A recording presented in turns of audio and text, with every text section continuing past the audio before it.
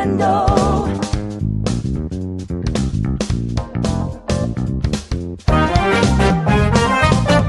Yeah!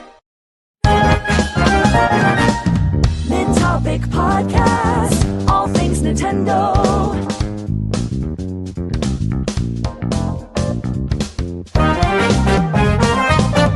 Yeah! That happened twice. Yo, I was trying to mute my. I was like, did I do that? All right, welcome to the Nintendo Podcast. Some music for you guys. I'm feeling happy with Nintopic's podcast. I feel like dancing with Nintopic's podcast. I didn't tell N64. Josh, we dance here, man. We dance. Oh, do I need to stand up?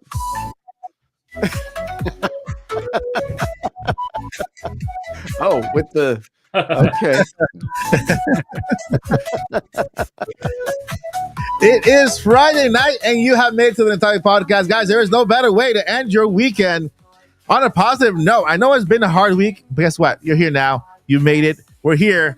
It's time to talk about Nintendo, right? And especially Nintendo Switch 2.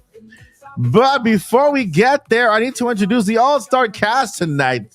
We have an All-Star cast tonight, starting with the uncle himself. What's up? How we doing? Uncle G. How you doing, man? Doing good, man. Thanks for having me back. How you been? Fun one. Doing good. Any interesting anything dips you do this week? What are you playing?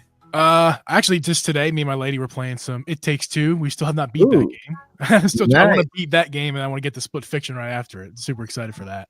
That is awesome, man. I know It Takes Two. You can play 2-player and then kind of go along the way together, right? That's right. Yeah. It's got That such is an amazing awesome. story to the game, and it's unique with a great story and like a 2-player setup like that. Yeah. That's pretty cool, man. It's pretty cool. I played it 1-player, I think, and I got lost. I just turned it off. But Yeah. I didn't try that either. all right, and we got to the left, to the right, to the bottom right down here. We have N64 Josh. What's up, Josh? What is going on? I am so stoked to be here and chat Nintendo with you guys. I've been on a very small hiatus from content. Like I did one show this week, and it's I just kind of had to recharge the batteries a bit. So really stoked to be here and chat games with you guys. That is awesome. And it's the first time for N64 Josh coming here at the Nintendo Podcast. So welcome. We had Jeep's first podcast last week, right? And then, of course, upstairs, Nintendo Switch 2. Wait, let me see that shirt. Oh, that's nice. Where'd you get that shirt? So basically, Mr. Furukawa last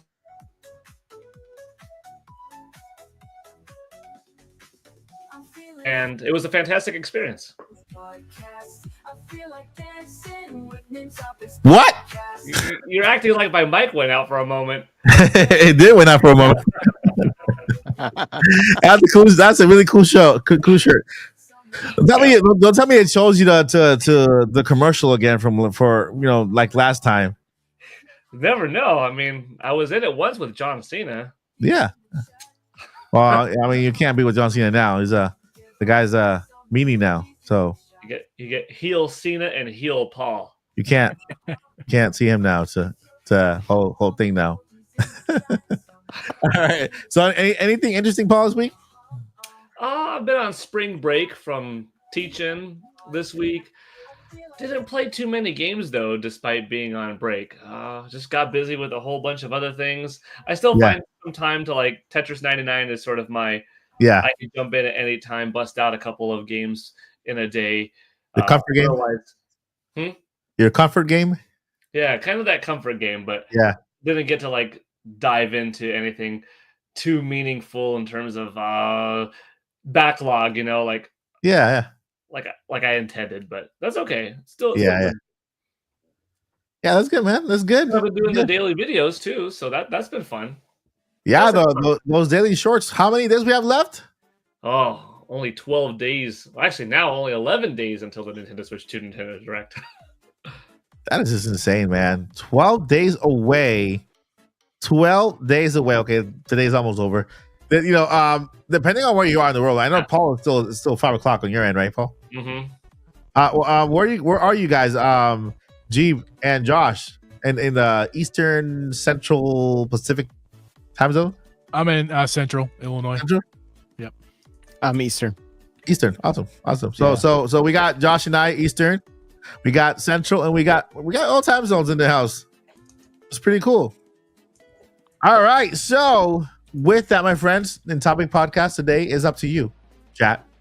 Today is a special podcast because guess what? Next week is our predictions podcast for Nintendo Switch 2, right? It's like the what are we gonna see on that Switch 2 thingy? We're gonna do a lot of prediction stuff, crazy.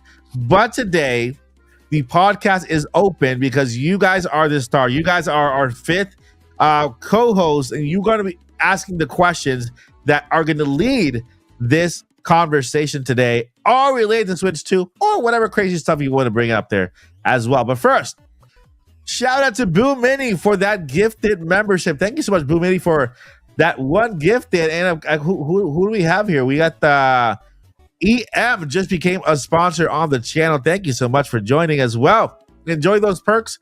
We have a whole bunch of stuff, a whole bunch of videos that are dedicated to you. Of course, we have skits. There's a lot of skits out there for members as well. So go ahead, look at those. Your emojis and all that stuff. Also, you have access to all that stuff. So welcome to the VIP. All right, Nintendo Switch 2. The first question I want to ask the cast here, starting with Josh. How is your hype level for Nintendo Switch 2? Oh my god. Okay. I honestly feel like a kid at Christmas that's like doing everything in his power to like try not to focus on the days and how many days. Like I remember my mom would do this thing when we were kids where she would like we would take construction paper and we would cut rings, and then we would take one ring off every day as it would get closer to Christmas. And then when Halo 2 came out, I did that with my son because he was really into Halo, and he was like, he was like 3 years old. I'm not a great parent, but and you know, so I'm like kind of just keeping my head down, like just not thinking too much about. But then the problem is I keep seeing Paul's videos, and I know exactly how many days. You know, I'm trying not to see the days, and then I can't help it because Paul's always telling me exactly how many days are left. So the hype levels are through the roof, though.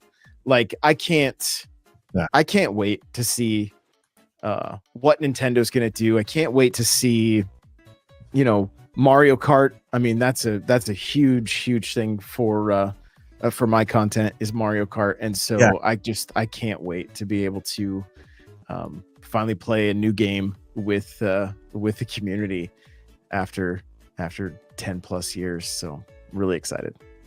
That's crazy. Yeah, we're in the 8th year of the Nintendo Switch, and we are entering a new generation. That next Mario Kart that you just said is that game probably be around 10 more years, just like Mario Kart 8 Deluxe, 10 years, and so we could be making content for the next 10 years of this Mario Kart 9.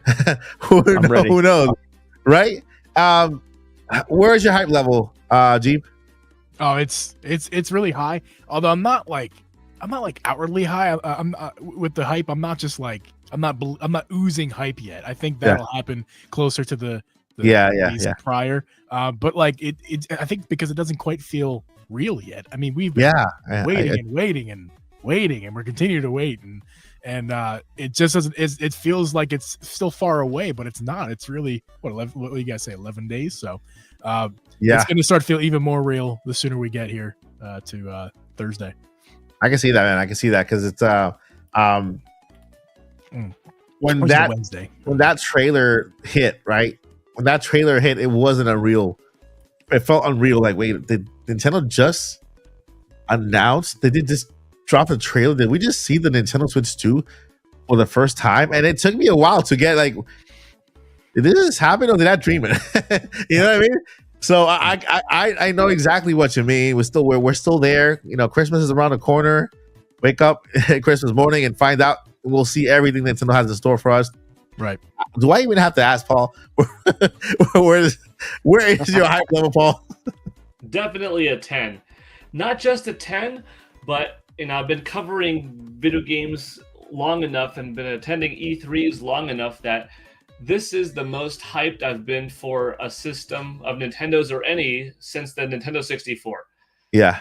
And that's a really impressive thing because when you're an adult, nothing's like nostalgia. And nostalgia just goes further and further back. So you appreciate your youth more and more. And even though cool things come out, it's like, that was awesome. But if you're 41, 10 years ago, that's not nostalgia anymore. 20 years ago, like, that's not even like nostalgia goes further and further back. You know what I mean? It holds more weight.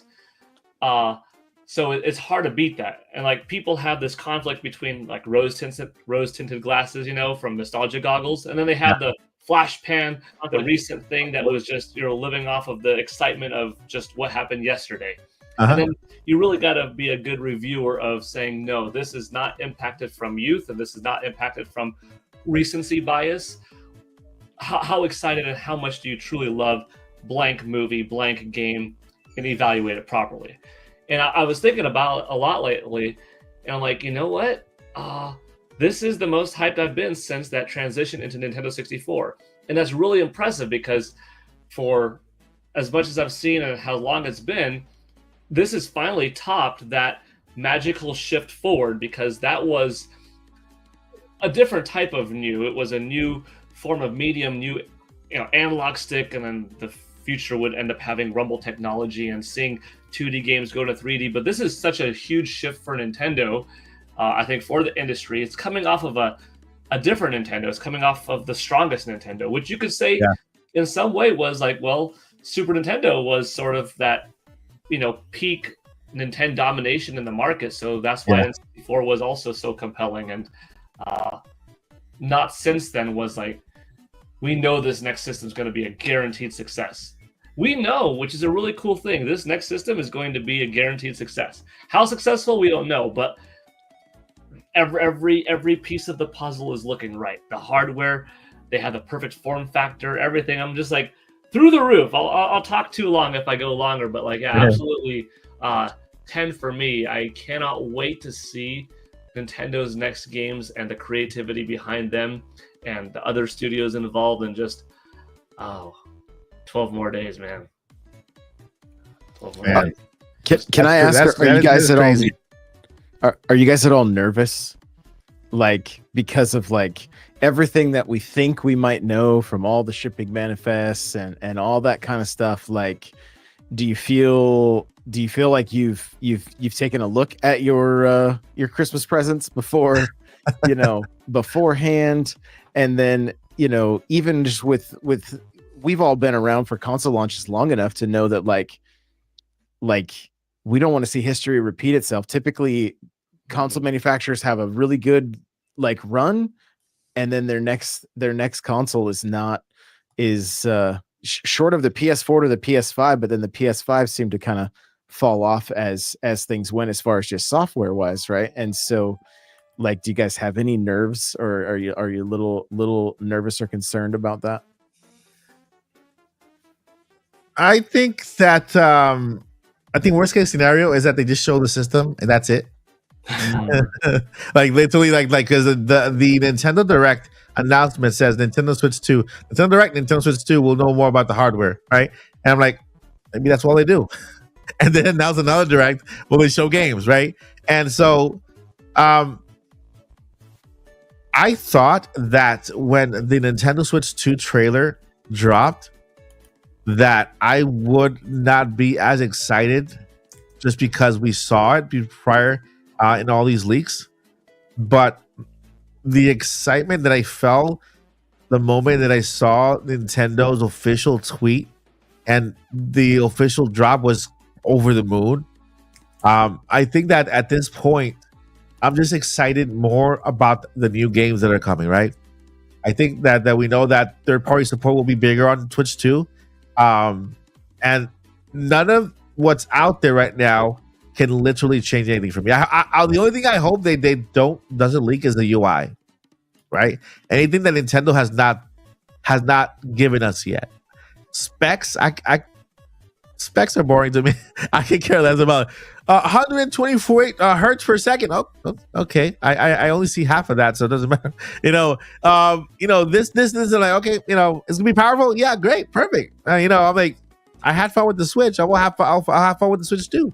And so when it comes to information out there, I don't think that it's gonna ruin it for me. I think the only thing that will ruin it for me just a little bit will be if the UI, leaks out. If there's something new that Nintendo is hiding from us, because there is a lot of stuff that we still don't know, right?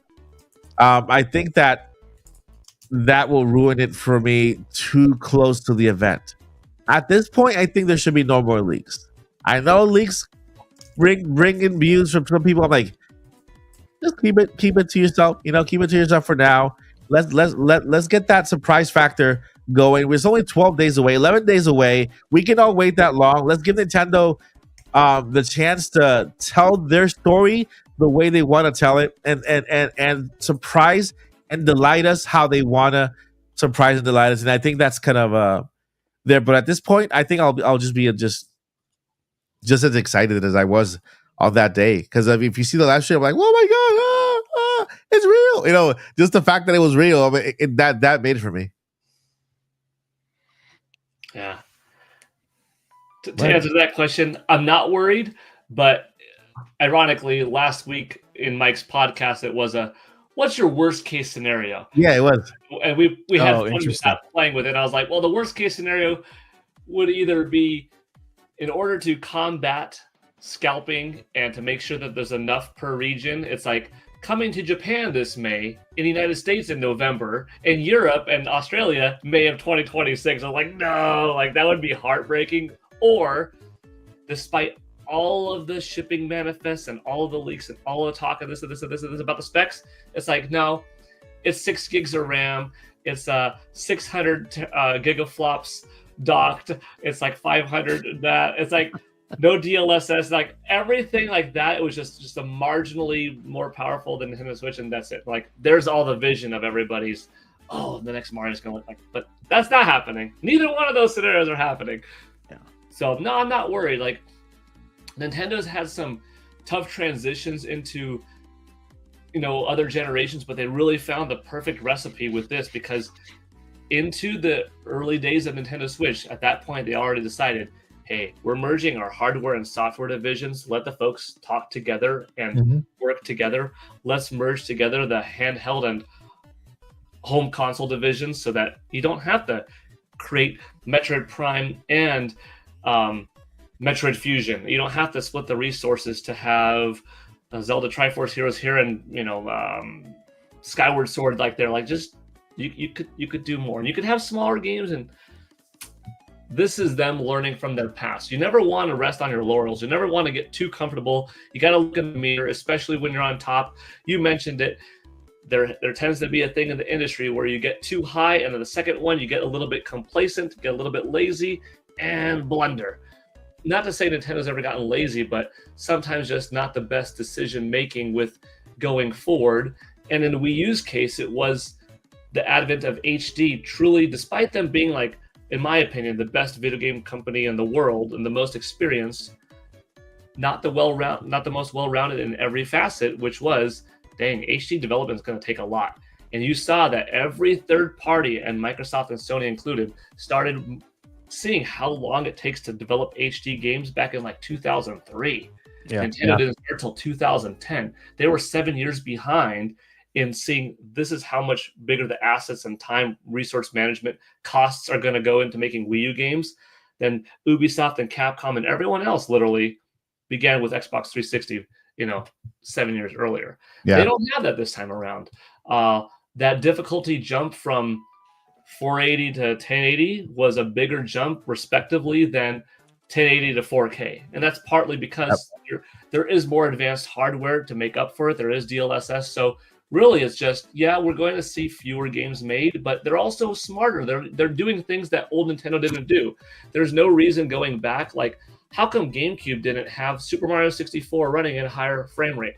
How come GameCube didn't have compilation of Super Metroid, and different Metroid games on one disc? Like, the Nintendo Now has learned from themselves, has further pioneered, and has learned from competitors in the industry of this is how you do HD remasters and ports, and this is how you keep a consistent schedule even when it's getting more demanding to make games, to not have gaps by using your past, using your history.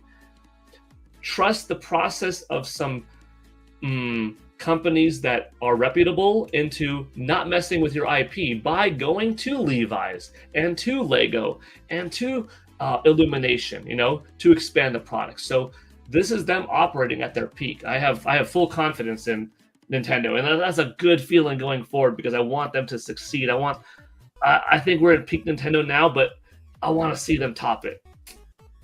Yeah, man. I mean, there's today I saw the podcast from IGN. IGN is a partner of the channel, by the way.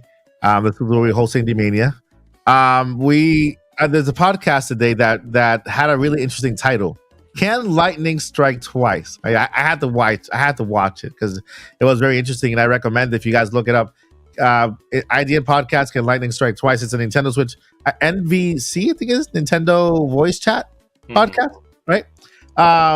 And so Nate actually shared something very interesting on X today about that, about the fact that, well, is it lightning this time around when the formula has been kind of proven to work, right?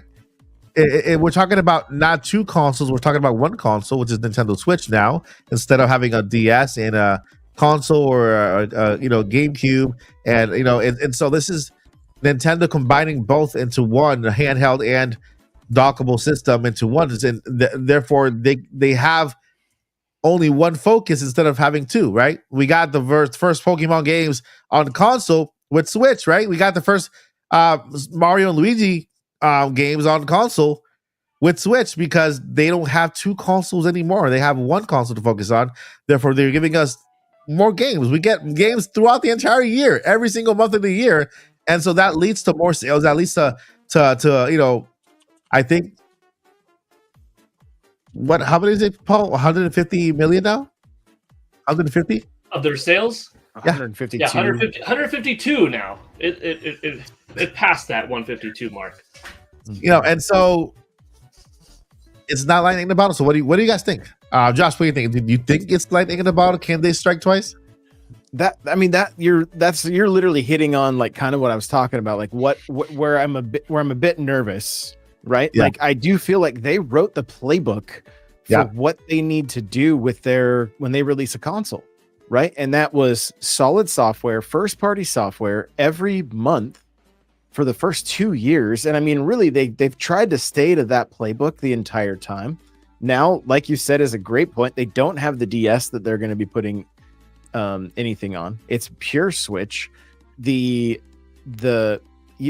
everything with the DLSS and everything. I think they're setting themselves up for some major success in my mind. If everything kind of plays out how I think it will, they can still lean into that pass, like Paul was saying, lean into that pass, because it's so funny because I keep seeing people say like, well, Xenoblade Chronicles X is out now. It's like the last great game. Well, there's a Paper Mario game I know it's not super loved on the Wii U. There's also a Yoshi game, but then they can dig into Metroid 2 Samus Returns. That could hit Switch and be fantastic. There is a number of 3DS games, and we've already started seeing that happen, that they could continue feeding Switch 1 owners without having what happened with PlayStation and Xbox, where it was like, hey, I bought this new system, but everything's still being made for the old install base, and I'm not getting the most out of my console. This DLSS and having late adopters to the Switch still get new stuff while still having a massive I mean, they just put out the video today of the vouchers system. They like a half hour before the show started, they put that video out, like after they talked about them going away, so that's some confusing marketing there. But I think if there's, they've been pushing Xenoblade Chronicles X really, really hard. And I think is I know it's tough for people that like I can't, maybe they can't afford to upgrade right now, or it's not in the budget, or you know, I know a lot of family, like if you're in a family, you probably have multiple consoles that you've got to replace at this point, right? And so I think my biggest concern, and the community that makes me the most nervous, is the Animal Crossing community. I think they're going to be so hungry, like they're so hungry for content, and so ready for that next game. And I feel like I feel like Nintendo is going to have to really do a good job of scheduling all these things out. But I think there's plenty of games in the Switch 2 library that that could potentially have a very long tail. That, like, Animal Crossing could almost be a platform, almost like a Sims kind of thing, where they just continue building upon that throughout the lifetime of Switch 2. Smash, no different. Mario Kart, no different. Splatoon, no different. And Mario Party, no different, right? Like they've got so many games that could potentially be platforms this time around. And I know that's another conversation. People get very like, they just want a one and done. They don't want DLC. And I mean, I get it, but at the same time, that's not the landscape of gaming all that much. There's still plenty of room for Metroid Primes and Zelda games that are like, these are your bread and butter single player games, but they're multiplayer stuff, and the stuff like the Animal Crossing community does not get sick of playing that game. Like they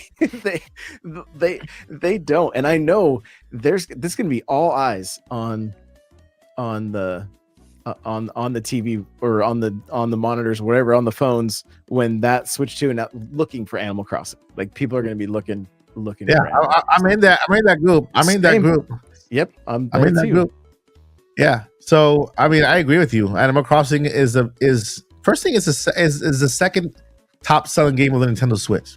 Right? Exactly. You have to put it into perspective that game also created that many more fans for Nintendo Switch. And not only that, because I know there's also the argument, oh yeah, but that was like one thing because 2020. Yeah, but you have to understand that in 2020 was the hardest time in our history when it comes to humanity, right? That game was comfort for so many people. And so that attachment was created there with that game. They're going to be loyal to that game no matter what, because of where they were at that time and what that game meant to them, right? It's like every one of us are here for Nintendo because of one game. At the beginning of our journey, there was that one game that means that much to us because of a moment in our lives, right? And so Animal Crossing created that for a lot of people. And so you can expect the same amount of people who bought Animal Crossing in 2020 and forth to buy it again when it comes up. And I agree with you. I think 2020 I heard that they were supposed to be giving updates 3 to 4 years into the game, but because of the uncertainty of whether the pandemic was really over or not, they were kind of forced to just shove it all out there and instead of spreading out the entire library, what they did. But I agree, Animal Crossing is a game that could last an entire generation with updates here and there, right? And Mario Kart, another one. Yeah, you're right. And it's almost like a live action, like a live game, but not like a live game, Live service done right. Yeah. Smart service. It's almost like a new term, smart delivery or something. I mean, you could say like Fortnite has found a way how to do it extremely well, because Fortnite is free and Fortnite is fun and it is high quality, and you could have a great time without ever spending a penny. You could even earn enough in-game currency V-Bucks just playing the regular seasons and collecting 300 at a time to eventually have enough to buy your own season and then to get the whole stuff. Like, imagine, like Josh was saying and Mike, you were saying, and Jeep too, like, here's the big game. It's complete. Hey folks, this is worth your $70. This is worth your $60. You're going to get in, 90 hours, 150 hours of good quality play. But what makes more sense? Us to go back to the drawing boards and put another $90 million of investment making another game and have that other game come out 5 years later, or once every 6 months, you're going to get another couple of characters added to Smash Brothers. Once every 4 months, you're going to get a little new skin package for your Animal Crossing. Mhm. Once every 3 months, in between, you're going to get a new pack of 3 courses into the Mario Kart. In Splatoon, every half a year, you're going to get this. So that way, like, you get the value. You get it right out the bat. It's not shipping lackluster. You don't have to pay to make up the difference of what you already paid because you're disappointed. You're just paying for extra, and I think Nintendo has done it very well, where ever since DLC became a thing, they never resorted to starting to let's just be lazy and then suck more money from folks. No, it's like Super Smash Bros. Ultimate. Well, Breath of the Wild, we might have to have a little talk about that one, but I mean, for me, it was still a very fulfilling couple 100-hour package. And the first one was when it first dropped, it was like, here's a shirt. You were like, wait, what? is this horse armor? You know what I mean? I like this shirt. I mean, I'm a shirt guy too, but like I know. Yeah, I think Nintendo will be fine. Well, they have proven time and time again since. I mean, that's one. I was more being facetious, right? Yeah. Look at Mario Kart.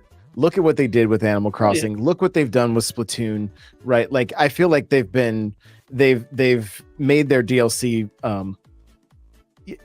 very, very worth the cost of admission. And so I don't think. I think they even learned. Like, I think they've looked at mobile and hopefully they even become a little bit more consumer friendly based on what they've seen there. Mm-hmm. Just because the gacha mechanics and stuff, although they can work for the business, not the greatest for the consumer. Yeah. So what do you think, Jeep? What was the question? I feel like we've been talking about a lot of stuff. Trying to get lost in it. Yeah. I think the original question was: is Nintendo Switch lightning in the bottle that they have to try to capture again, or do you think that Nintendo Switch 2, based on everything we heard so far, it's the success is kind of a given? Yeah, I feel like the lightning from Switch 1, even though it's been dampened over the past, let's say, year and a half, a year, I feel like it's still, the thunder's still clapping, so to speak. Like, I don't think, I mean, of course, a lot of us have put down our Switches. I'm not denying that. But I feel like just because we put down our Switches doesn't mean we've really lost interest or don't love or aren't still looking forward to the next thing.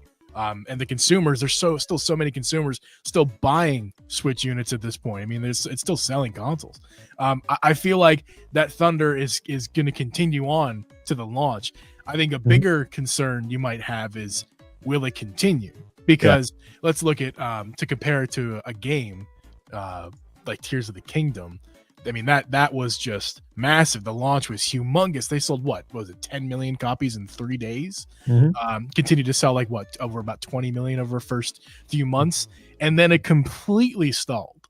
It came to a complete halt, and I think to this day it's still kind of rocking right around 20 million sales, which is surprising, honestly. With a game that successful, so many people loved it, especially that early on success. Still kind of just stalled out at that 20 million number. So I think should be a bigger concern for Nintendo, is to I don't think the launch is going to be an issue at all. I think people are going to buy this thing in droves. Interest could go mad. The games that come out day one are going to be bought. That's not a concern. I think the bigger concern, if there is a concern, is that can they keep it up? Can third parties keep delivering with titles at launch and continuing on? First party stuff. Do they have a good launch lineup for us, or it's just like one? And if it's just one, how soon for the next one? And can they deliver? I think they can, because that's part of the reason why it's been delayed for so long, is that they wanted to make sure that they had the game library built up, whether that was first party or third party. They wanted to make sure that those games were theirs. At least that's what we've been told in the background. So assuming that's still correct, I don't think we have anything to worry about. But that is a concern. Is that first party and third party stuff going to continue on month 2, month 3, month 6? 12 months, are we going to continue? Because I could see a situation where the interest dies off and people start to look elsewhere if there's not, because there's so much competition now. That's not something Switch 1 had to deal with. There wasn't handheld competition. It was the man, so to speak. And I know it's still not, it's not console, but we got Steam Deck out there sniffing around. Maybe that one could come out soon enough. There's another Windows handheld coming out every other week, it seems like. Handheld emulation devices are super popular. I know those are not consoles either, but it's still, there's options now. The market is opened up to even wider. If you have an interest, there's probably a handheld that you could play a game on that suits your interest. Yeah, that's kind of my concern is the short-term / midterm longevity of the system. I'm not worried. Well, should I say the short-term success I'm not worried about. It's that like midterm and long-term. Can it continue? Can it continue? I personally think the thing's gonna be number one. I think as long as the Nintendo Switch 2 has a long shelf life, like the Switch 1 did, it probably will have no problem passing that 160 million. Whatever the Switch 1 ends up stopping at, I feel like it could surpass that. But I wouldn't be surprised if it falls flat big time, because something could, if they didn't keep up with the demand. I think that's the issue. There's so much demand. Can they keep up with it? Can they keep people's interest long enough to not lose them? So, yeah, I agree. I agree with everything you said. The one thing I would say is that, yes, there is options out there when it comes to handheld systems, but there is no competition from Nintendo Switch as of yet. No true competition, because of course Nintendo has and even Steam Deck at this point is not even a competition for Nintendo Switch. They have 2 million systems sold compared to so it's good that their options are out there for people who love playing PC, playing games on Steam.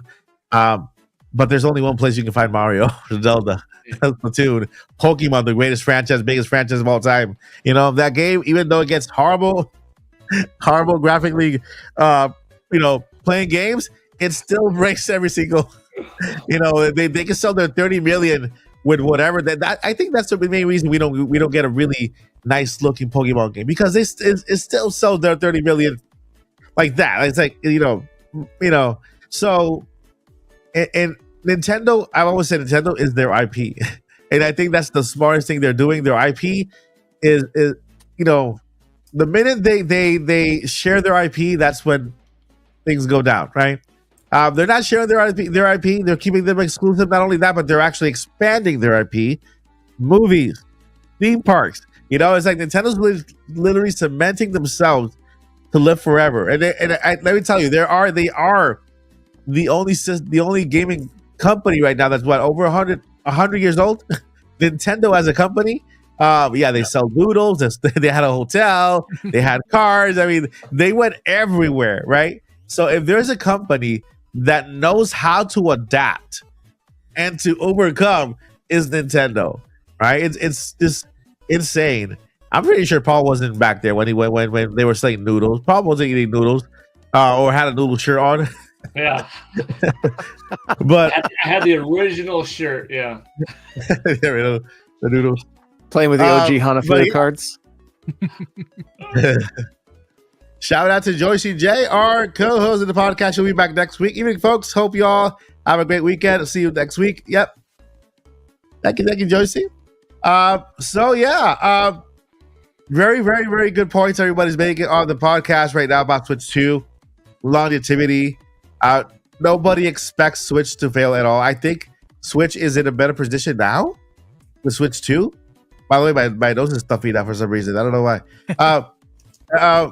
Switch 2. Wait, my camera's gone now? What the heck is going on here? My nose is stuffy. My camera's gone. You guys hear me? Come back. I hear you, but can't see you. Okay. As long as you can hear me. So, I'm going to say this. I think Nintendo Switch 2 might outsell Nintendo Switch. Why do I say this?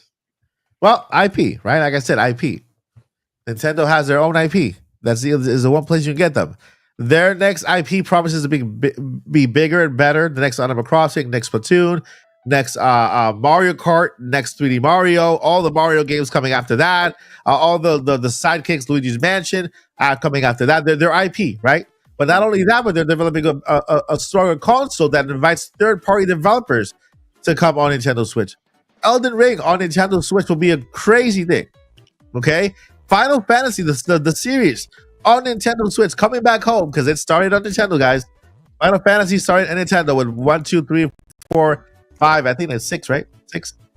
Then 7 went to PlayStation. It depends on how you like to number them. So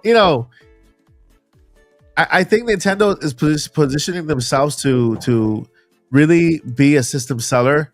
I do believe, like I saw in the chat, do I believe that there'll be a second screen? I do believe there's a possibility of a second screen added as an accessory that could be sold in the same little box that the NSO controllers come in, right? Mm-hmm. So you have access to Nintendo DS games and so on. Remember, what system are we trying to beat right now?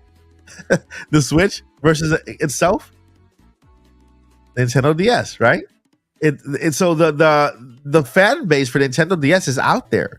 So you can't tell me that if Nintendo does give us a second screen, it won't sell. It will sell, right?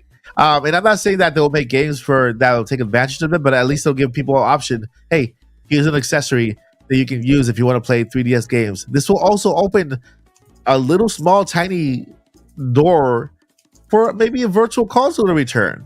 And so maybe games from the Wii U era still be bought on Nintendo Switch. You need a second screen though, but it'll be sold through Switch.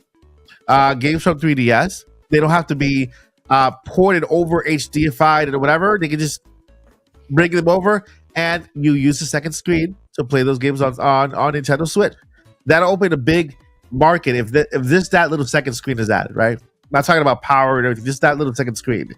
And so I do believe that Nintendo might be, there are patents already on that. So at least Nintendo is thinking about that. Like Paul says, if we're talking about it, Nintendo thought about it.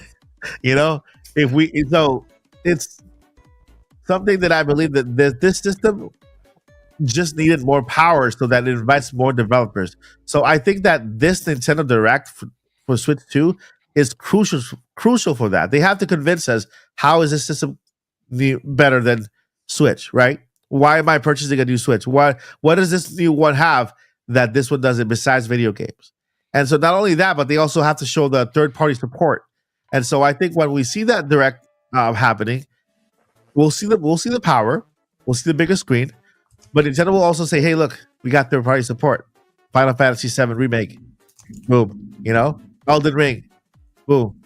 And so I think that because of that, this system has the potential of just outselling the first system in a shorter period of time. What are your thoughts on that? You think Nintendo Switch 2 can outsell Switch? I mean, if you look at the PS5, it's done it against the PS4, and the PS4 was pretty successful, right?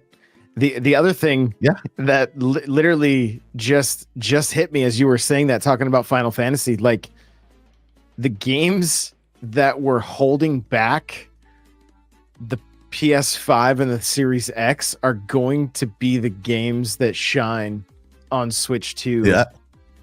Because they're not like this fan base, this community is going to be getting those games for the first time. Like, exactly, which is great. Like, it kind of blows my mind a bit, because what was essentially they were kind of being held back are now going to be for this community going to be experienced for the first time. That could be, like, as long as they're done well, that's literally, I think, the most important thing to keep the narrative positive is the games just have to have consistent, like, frame rates and resolutions. Like, I feel like that is the conversation that would kill hype faster than anything else. And this, that's got to be what we see really, really, really, really succeed this time around. I think we need to prepare Josh, though. I think there's good, if let's say, a game like Elden Ring can only run 30, let's say, right? People who don't care about tech specs out there, probably not a big deal to them, but there will be a vocal minority out there, if the Switch 2 can only run a game like that at 30, are going to let their opinions be heard. And it's going to be a murmur that goes throughout the internet and kind of draw that narrative for the Switch 2. Like, this is all you can do. I think that's something we should be prepared for if that ends up happening that way. I feel like the Switch 2 probably won't run Elden. I don't know.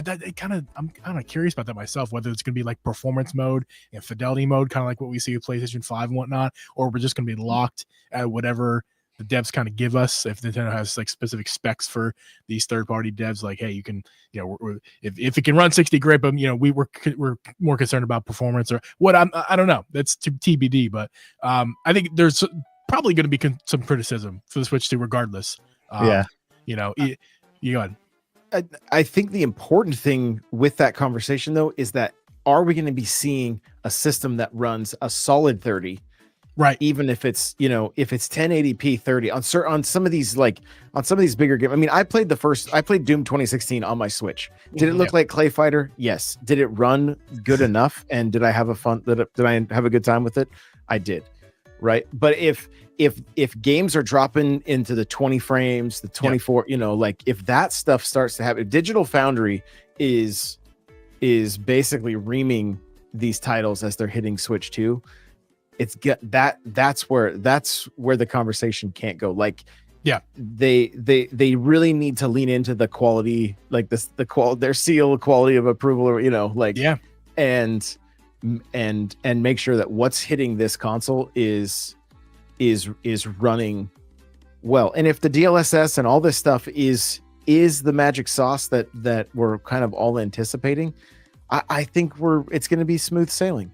Like, I don't care if a game is like 120, 4K, that kind of stuff. I'm not like, that's not where my head is at. But like, if Elden Ring, it would be great if it was 60, and it's just this pure speculation, right? But if it could run, 1080 30 and it's locked and smooth, that's going to be a better experience for everybody overall versus it dipping down into the teens or into the 20s and then people, I mean, remember the conversations about Xenoblade Chronicles 2, like playing it handheld, people, a lot of people didn't like, there was some kind of negative talk about that versus the way it ran docked and that kind of stuff. So really my hope is just to see a solid, like, steady frame rate as we see these games making their way to Switch 2. Yeah, I feel like the Switch 2 is primed for that. I assume, I should say, it's primed for that. I really hope that we're getting that solid 30, no matter what game it is, solid 60. That's kind of the worst situation, especially for console games. PC games, I feel like we expect this sometimes because of optimization and your different hardware for everybody. But console games, they need, if it's going to be 30, great. Make sure it stays there. It's going to be 60, great. Make sure it stays there. So I feel like it kind of has to. And the Switch 2 being more powerful, and especially this DLSS stuff, I think that's like insurance. The DLSS is insurance that whatever game is on the system is going to be at that target frame rate. We cannot, especially in third party, I feel like that's kind of up to them, right? I'm sure Nintendo will have requirements, but I'm sure it's going to be up to mostly them to make sure their games are well optimized on the system. It's not a ton Nintendo can do, as far as I know. Feel free to correct me, but first party stuff is it shouldn't be a concern, but I kind of am. I mean, just look at Echoes of Wisdom, what we just got. That was the opposite of consistency. It was incredibly inconsistent and disappointing with the way that frame rate was, because man, that was bad. So Nintendo better make sure they don't release anything like that again. And again, the more performance, raw performance, and that DLSS, I think and then this is insurance for them to make sure that they can hit those targets. Yeah, you said something there that stood out. It is up to the developer, right? It's up to the developer to take advantage of the hardware, make sure the hardware can if it's like you said, if it's a 30 frames per second, the developer should know that, and they should work to make sure that their software can consistently run at that frames per second, right? They should build the game for Nintendo Switch, not build up then build down and try to make it fit. It's build up Nintendo Switch, port that system there, port that game there, and then continue to build for the more powerful systems. And we've seen developers do that. There's a lot of there's miracle games on Switch. No, I don't call them miracle games. I call those smart developers. They know what they're doing, what they're developing for. Okay, this is for Switch. They continue here. This will run good on Switch. Let's continue to work on this game so that we can run it on PS5 and on Xbox Series X. But this is Nintendo Switch's version, right? Once developers do that, they make sure that they are developing specifically for Nintendo Switch. That gives us all a better experience, right? And so I agree. I agree. Developers need to step on the gas and give us good games. Well, and Capcom did that. Like Monster Hunter Rise, you could tell was built for the Switch and then ran just fine on the Xbox and on PC, and I believe it was on PlayStation as well. And so, that game right there is a prime example of, did it look a little lesser on those other systems? Sure, but it ran like a champ on the Switch, and that's, and we know it's sold. We know they're keeping that series going, and now hopefully the Wilds is going to run on Switch too. If not, we'll just have to treat it like Worlds and wait for the next Monster Hunter on a Nintendo console. If the biggest best-selling system is the one that you could develop for that happens to be the weakest in overall performance, you build for that lowest common denominator that's going to be in the households of many, and you scale up. Many developers didn't anticipate that Nintendo Switch was going to be as hot as it was. So here you have this difference in power. You have this difference in 3 years of time, it coming out after Xbox One and PS4. So things were oftentimes backwards. But moving forwards, I think there's no doubt that a lot of the developers are going to develop the SKU with Nintendo Switch in mind and then port it up-res it.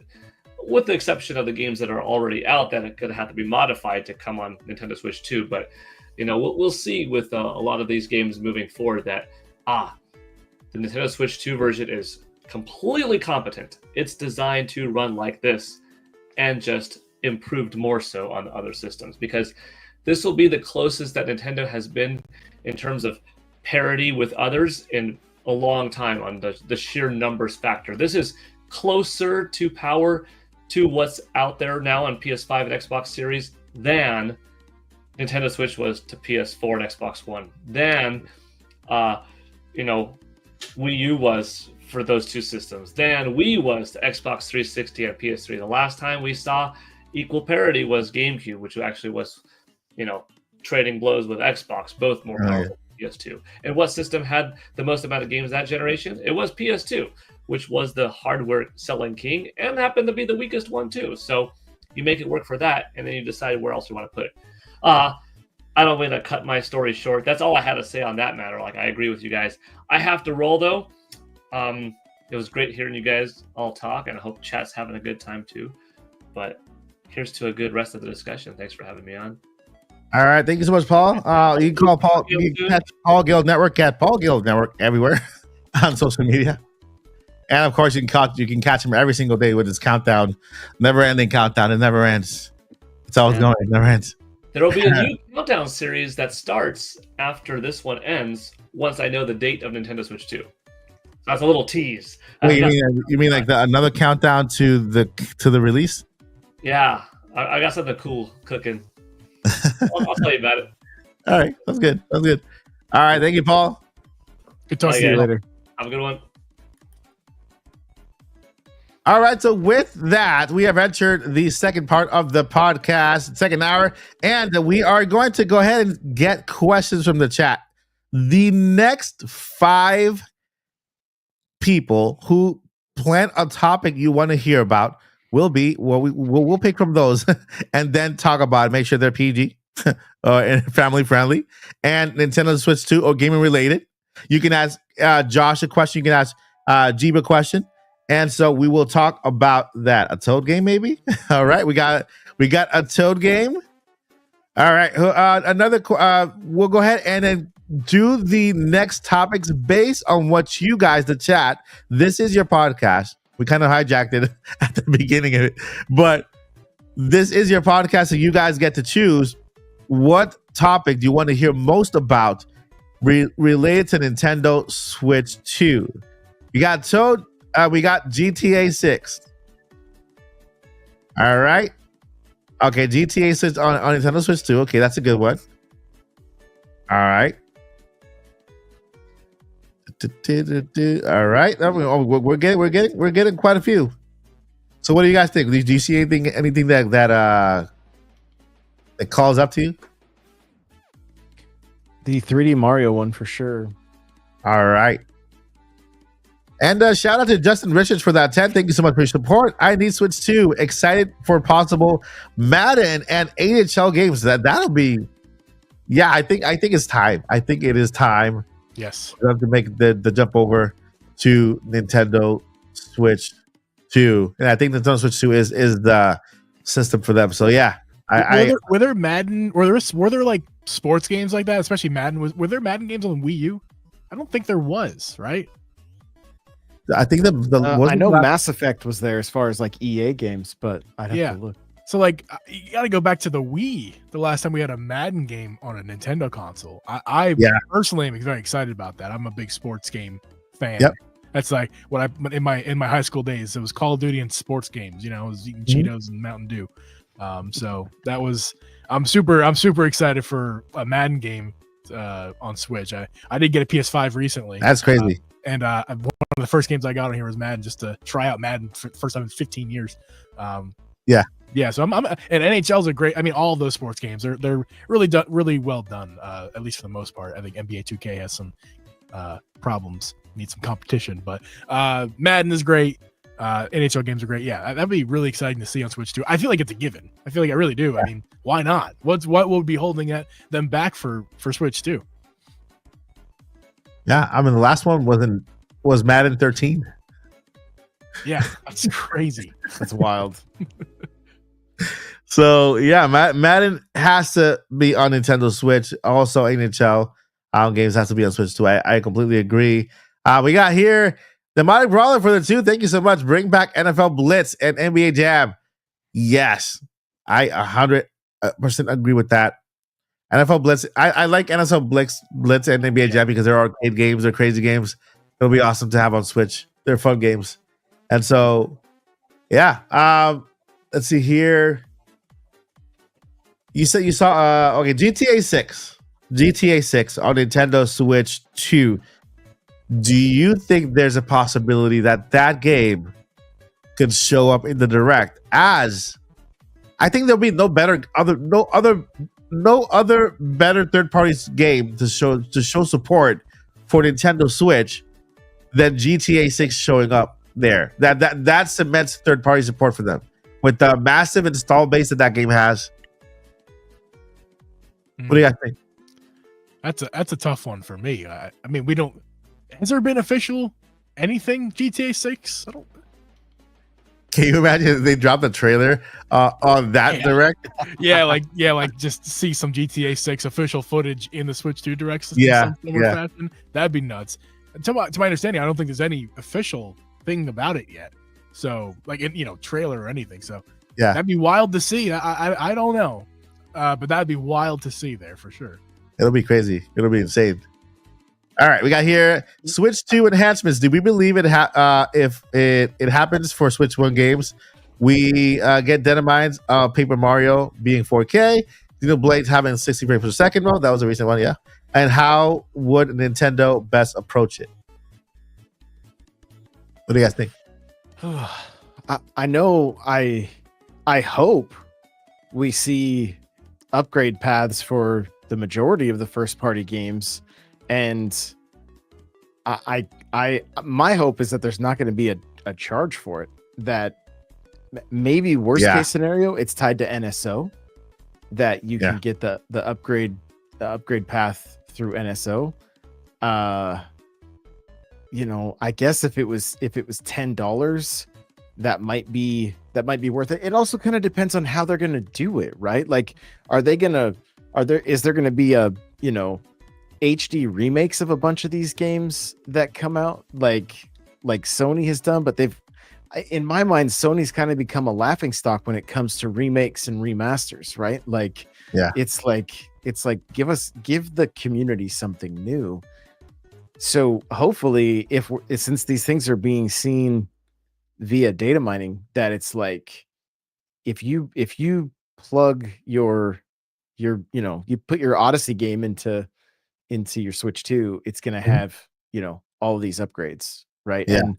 And I'm of the mind that because of where Nintendo is right now, with being like having the Switch family of systems, if you will, Mhm. I think I've been screaming from the rooftops that I think Nintendo Selects or Player's Choice, I think it's going to come back.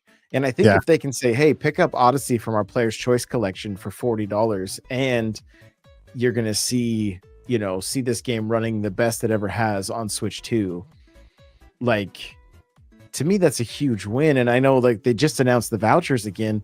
The other thing is they could sell 3 games for $100 if they dropped them down to 40. And if they all had upgrade paths too, I feel like there's a lot they could do to continue selling older software at a discounted price, and having it even part of the marketing be, see what this game looks like in 4K, on your docked Switch 2.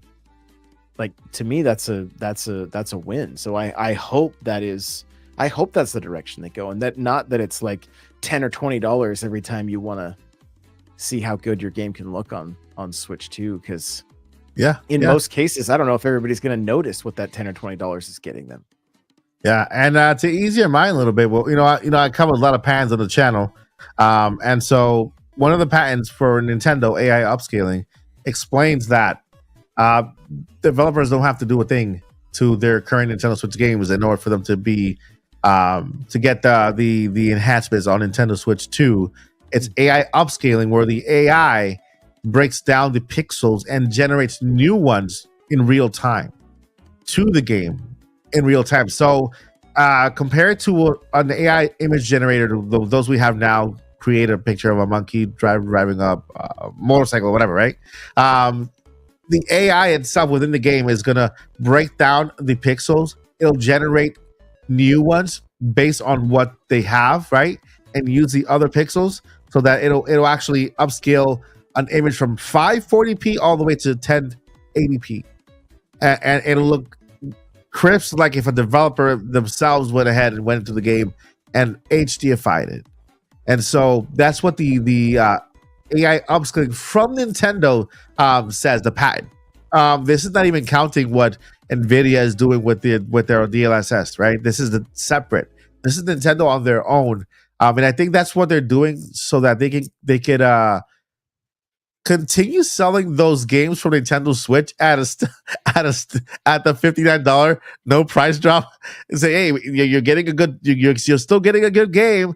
And if you play it on a better hardware, it'll still look as good as it should look on the new hardware, right? So, and this patent, the most recent one, I shared on my X account regarding that, knowing that this is how close we are to the Nintendo Direct, and Nintendo still updates that patent. It looks like that's what we're getting. That it looks like that's what we're getting for Nintendo Switch 1 games. Those games that are not built for Switch 2, they're getting AI upscaled via that new tech they're making up there. I'm here for it. I think that's fantastic. Yeah. What do you think, Jeep?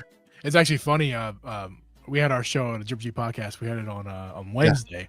Obviously, this data leak started happening, and we got information about the 60 FPS Xenoblade on Thursday. But it was funny because on Wednesday we were talking about in the show, because we had all this talk about that Breath of the Wild 4K demo at what was it, Gamescom or whatever event that was, but that very famous Breath of the Wild 4K demo that everyone was talking about. Yeah. And everyone thought that means it's going to be Breath of the Wild Deluxe, and we're going to get it's a 4K Breath of the Wild for Switch 2. It's going to be on release day, blah blah blah. And that's where I lived for a while too. That's what I was thinking, and it just kind of occurred to me on Wednesday. I was like, what if what if that was completely misunderstood? What if Breath of the Wild demo was to demo not Breath of the Wild specifically, but just a Switch game, what it would look like on Switch 2 with this AI upscaling? Like, here's a demonstration of what Switch 2 is going to do to all of the Switch games. Wow. And we're using Breath of the Wild as an example, and everyone took that as that was the game. But what if it's all of them? And then the Xenoblade thing happened the day after. And I was thinking, man, I wish I would do another show tonight, because that falls in line with what we were talking about yesterday. And it actually has a little bit of proof to it, almost like, hey, here's a Switch game, and they data mined it, and it's potentially capable of more. What gives, and that theory kind of aligns, and I was very proud of myself that we came up with the day before, because that's awesome. That's of course it's all theories and guesses, but that would be great. Wouldn't that be great that just every Switch game, and that's great for marketing too. Like, hey, of course, because your Switch games, we already knew they're coming over. We already told you that your Switch games are coming over, but what we didn't tell you, here's what we're in our back pocket here. What we didn't tell you is your games are going to look like they're running on the Switch too. And you notice, you don't got. I assume that you wouldn't have to pay anything. It's just if you buy your Switch 2 console, you have access to the AI upscaling. It's almost like on PS5 when you buy a game that has PS5 and PS4 support, they just give you both copies of the games. Like so like in this case, it's like you buy your Switch version and your free copy of the Switch 2 version is there with the AI upscaling that you're going to get. So I feel like that Xenoblade thing almost confirms my theory, my guess. It's not theory; it's just a guess. But I hope I'm right. Yeah, educated guess, right? Yeah, because the thing is that when you're talking about, the evidence is already out there, right? They took the first game that came out on Switch, Breath of the Wild. They didn't take a recent game. They took the launch title back in 2017, which is basically a Wii U game, to demonstrate what the Switch 2 could do, and so. It makes more sense to me that, yes, they chose that title just to choose a really early title from Nintendo Switch and then play it on a new hardware just to demonstrate what the hardware could do for all the Nintendo Switch library of games, which man, that blows it out of the water. That also explains why they're just releasing new games at the end of the life of the system. They Echoes of Wisdom, right? A brand new game, new Zelda game. Last year, right? It was last year that it came out, and Switch 2 coming out this year. They have no fear of just continuing to release new titles on Switch, just because they know that these games will also perform even better on Switch 2, and they can use these games, same games. They can use that, like you said, use that as a selling point for Switch 2. So, agreed, 100% agreed. Possibly Mario sports game, hopefully Mario baseball or basketball. What do you guys think? I mean, all the deals with the Mariners going on right now, like, right? Like, bring on the baseball. I'm ready. I'd love to do the show was a game I would still play with my dad, just so we could do home run derbies. But I mean, we used to do that all the time in Ken Griffey Jr. all the way back to the black box baseball on NES. So like, I'm always about a baseball game, just so I can just so it gives me another excuse to get my dad playing. Did Nintendo own the Mariners at one point? They did, yeah. They had a 51% share in them, I believe. They basically saved them from moving to Tampa, I believe it was. Oh, wow. Which would have been the second time we lost the Seattle team, because the first Seattle team ended up as the Milwaukee Brewers. So. Oh wow. And then we got here. I want to see a PGA Tour 225 on the Switch 2. What do you think? That is interesting. It's interesting that the newest PGA game was, I think it's 21. PGA 21 on Switch right now. I believe it's my future father-in-law. We gave him one of our launch Switch, our launch Switch, and he was playing a lot of the golf games. We went to get him the new one, and we realized that there is no new one to be had. There's just like, for some reason that's the oldest. The newest version is that really old PGA. So yeah, I think PGA is a given on Switch 2, like the newest PGA. Oh, that's awesome, man. Justin Richards, thank you for the 5. Do you guys think that GameCube games will be on NSO, or are they more attractive as remakes and remasters? Want to go first? I mean, that patent, right? Yeah. That we just saw. Yeah. I assume. Well, there's a few reasons I think they'll be on NSO. I think unfortunately the conversation, the messaging was never very clear that some of these license deals are not going to last forever when it comes to NSO. And so I think similar to Game Pass, I think NSO will have a better it'll just have more value if it has more first party games on there. Yeah. And you know, when you start talking about like GameCube games especially, that's where you get into Animal Cross, like getting the first Animal Crossing game.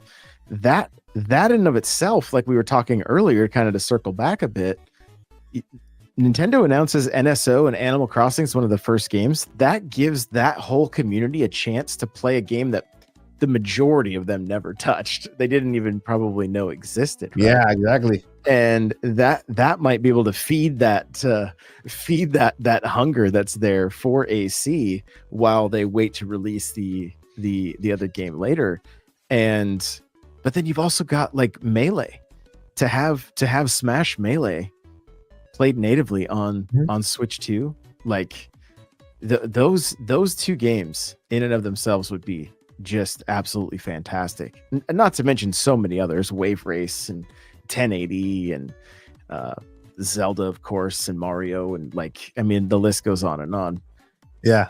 I do think there are some, I mean, Metroid Prime Remastered obviously showed us that there are some like the GameCube games hold up very well for remasters.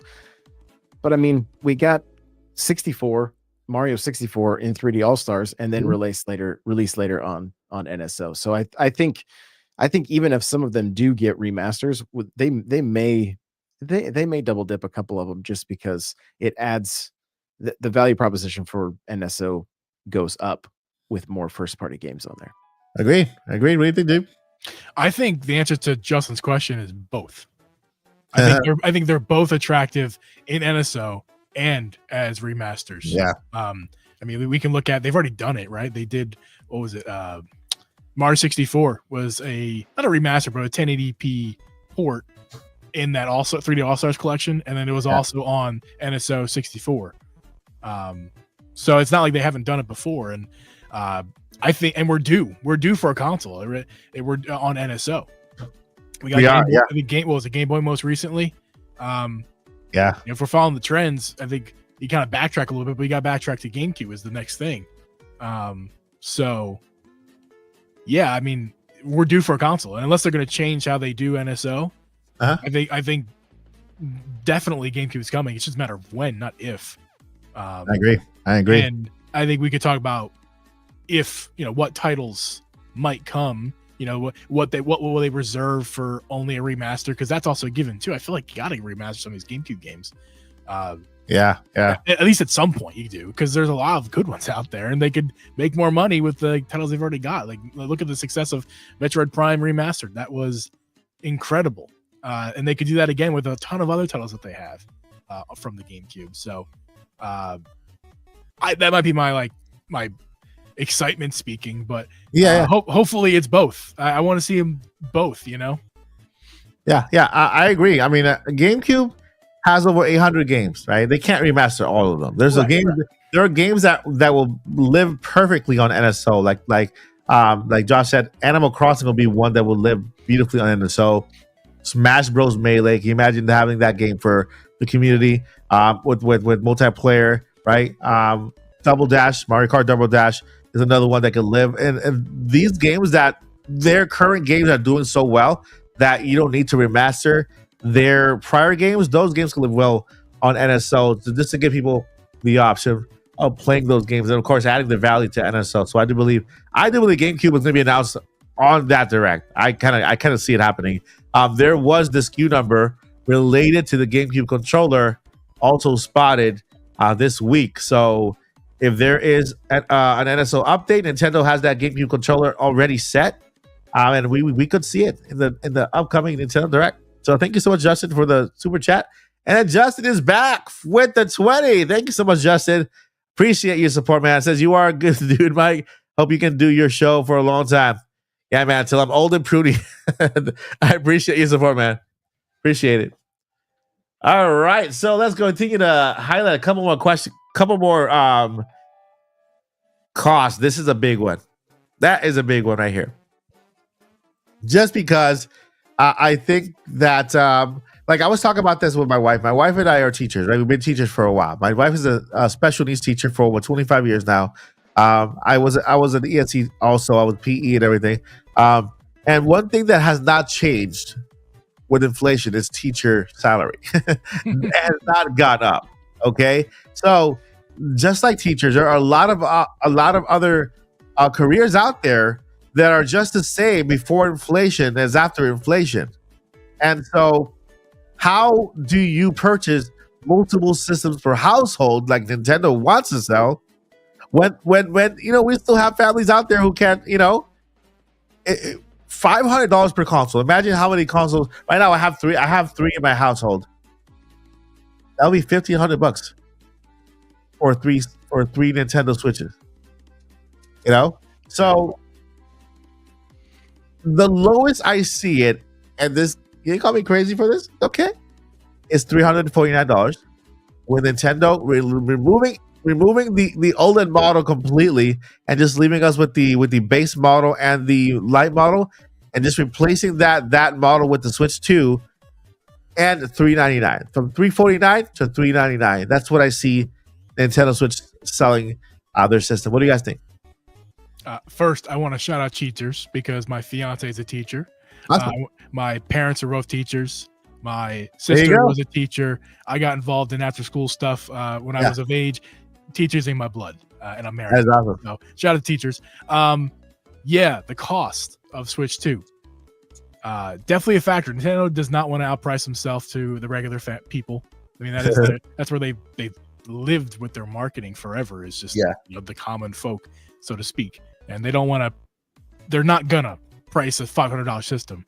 Yeah. And just like, yep, you'll figure it out and you'll buy it.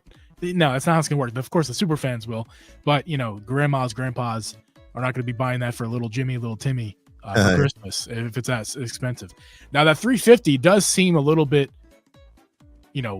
crazy. Low. It's a little low to think about. It's like there's no way they're going that low, because I think we've all kind of assumed and settled into $400 and accepted that's probably what's going to be. But that 350, again, last week on our show we were talking about this too. 350. There's a world where 350 works because we all know, at least I think we all know, Nintendo sells their systems for profits. That's their aim is to sell for a profit. 350 would hurt that. Would it mean that they're not selling for a profit anymore? I don't know. Probably not. Just maybe not as big of a profit as they like. 350 might still sell for a profit, and this is also new management for Nintendo. This is different people that were running Nintendo back when the Switch launched. They've changed some up execs there, so we don't know exactly what their plan is for Switch 2 as far as like everything. They could change everything. They could change nothing. So 350 could work. Because they can make their money back with game sales if they are concerned about it. Because tariffs are a problem. It could be a problem depending on where that money is, where they're making those games and systems. Depending on where it gets shipped, from the world to the United States, that could be a problem. So that could hurt their bottom dollar. It's a lot of things that could hurt their bottom dollar. And 350 might be a little crazy, but they can make it back up with games. I think telling people like, hey, you have a Switch, you're happy with it, that's okay. Number one, here's 350. That's an exciting price for you. You're probably expecting more. 350 is a good price. Number two, the AI upscaling we were talking about before. That's a huge marketing term for people who have a huge library of Switch games. Who are like, I'll just keep playing those same games on my Switch because what's the difference on the Switch 2? Well, the difference is all these games you have are going to look way, way better, and that could entice people to buy systems that weren't initially going to buy systems at launch. Having many systems on hand. As we talked about in your show last week, Mike, there's probably a lot of Switches here at launch to buy. So having all that stock on hand and drawing people's interest, I don't think 350 is crazy. I think 400 makes more sense, but I don't think 350 is crazy. Yeah, I mean, and if you look at the fact that Nintendo, they wait till parts go down, right? And they're going to LCD to keep costs low. they wait to all these other parts that, remember, if let's say they're using something that's even weaker than what PlayStation 5 has, they're doing it 5 years later than PS5 was out and Xbox was out. So it's like they wait for the right time to make sure that the cost for parts are down, so that by that time they can still make that profit, you know? Yeah. And so that's why I never ruled out that price point, because I know Nintendo wants to sell more than one unit per household. That's the best way to do it. You know, $349 to $399. I still think, realistically speaking, $399 is going to be the price, right? And maybe we'll get a bundle like we said last week as well, a bundle where with Mario Kart, and that'll be a little bit more pricier than the starting model. What do you think, Josh? So I've kind of been all over the place with this, honestly, like because of the tech and it you know, it's seeming to be a little more updated than what the last Switch was. But like we've talked about how they wrote the playbook, right? If they veer too far from the price of the Switch 1, that could potentially throw a curveball into everything, because like you guys are saying, it may take it from being a multi-console households to single consoles. Well, that also cuts down on software sales, because you have to have multiple copies of every game in order to play them. It's not like it used to be with the DS or the 3DS, right? And to kind of circle back to where we were talking about Tears of the Kingdom and like, why did that game stall out so quick? I wonder if even that $70 price tag was a factor for some people. Like it was enough of a sticker shock that they were like, I'm like, maybe they voted with their wallet. Now, don't get me wrong, 20 million people or whatever is still a significant number. Like I'm not by any means saying it isn't, but it's half of what Breath of the Wild was, I believe, or around there. I have to look the numbers exactly. And so I think coming in at that, you know, even I think the best play for them is to stay as close to 350 as they can and as far from that 400 mark as they can, because I think they'll sell more hardware. And I hope that they've waited long enough that everything is gone, you know, that they've been able to get these things at a decent price, and they can pass that savings on to the consumer, because that to me is probably one of the most important factors in all of this. Is if they outprice their fan base, that's, you know, that's a problem. That is a problem for sure. So Yeah. And I don't think it's going to be 350. It's more of a hope, but like even, you know, 399, I feel like that's probably the max that they can I mean, I'm seeing chat saying it's the minimum. Yes. Like I don't want to see a 4 in the price tag. Yeah. I think it will deter people. You know, I want to. I agree. Attention, I agree. This again. I agree. I know And we got again Justin again with the 5. Thank you so much, Justin, for your report. Do you think cartridge physical games will most likely require downloads this time? I am 44 and struggle with games that are not completed in the cart. There are always games that are like that. I know all the Call of Duty games, you buy the physical, you still have like a gigabyte to download. I know Nintendo games I think that they're good at that, right? You insert the cartridge, you start playing right away. They're also good with making sure their games don't require that much space. There are patents out there again that talk about the newer cartridges where they can store more, and of course have better reading speeds, because sometimes what they do is to improve the overall game itself and how the game runs. They rather have some things run on software and rather than hardware, right? And so part of the game will run on software and part of the game will run on hardware.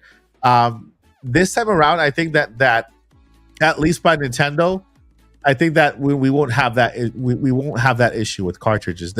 Furukawa himself said that physical games are a big part of their sales. It's not going around. It's not going away anytime soon, and so they'll continue to produce physical just as digital. And at for now, I'm not sure. Maybe Josh or Jeep has had this experience, but at least for now, with first party games, I have not had to download any additional content when I play a Mario game or Zelda game. Have you guys had to download any additional content with first party games? No, Only DLC. Yeah. Oh yeah, DLC. Yeah. Yeah. And there's if you can import a copy of Mario Kart that has all the waves on it, which is pretty cool. Yeah. But yeah, outside, I mean, yeah, I think you know, remember the WWE Oh yeah. game at the like you couldn't even fit it on the main Switch, like For real. yeah, that kind of stuff was crazy. Yeah, and expect that from third party. Expect it. Yeah, for sure. For third party, I what was it? NBA 2K. I got 222 on the Switch as a cartridge because it was on sale. It was a good price at the time, and that was a mistake. I mean, I was expecting. I knew there's a possibility something could be off the cartridge, but Yeah. man, I think I had 70 gigabytes, 60 gigabytes off the cartridge, like to download on the system. I was like, this is not. I sold it immediately. I'm like, I'm not. This is unacceptable. I'll just wait for a digital sale because I'm not gonna have the inconvenience of a cartridge just to take up all my storage space on my system as well. So, third party for sure is a problem and will continue to be a problem because it's a cost saving measure. Is what it is. Yeah. Those cartridges, those the storage on those cartridges are expensive, and those the game developer, the game companies are not willing to really spend too much on that.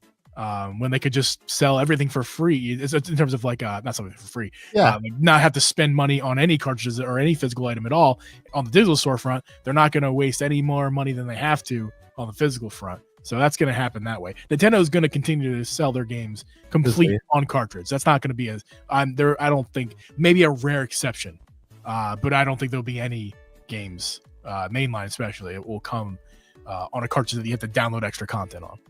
Yeah. I mean, if anything, if the DLSS thing is all true and how everybody's anticipating, they're going to be able to compress stuff right much further than they even are now, and then have that DLSS bring out the resolution and everything that they're aiming for.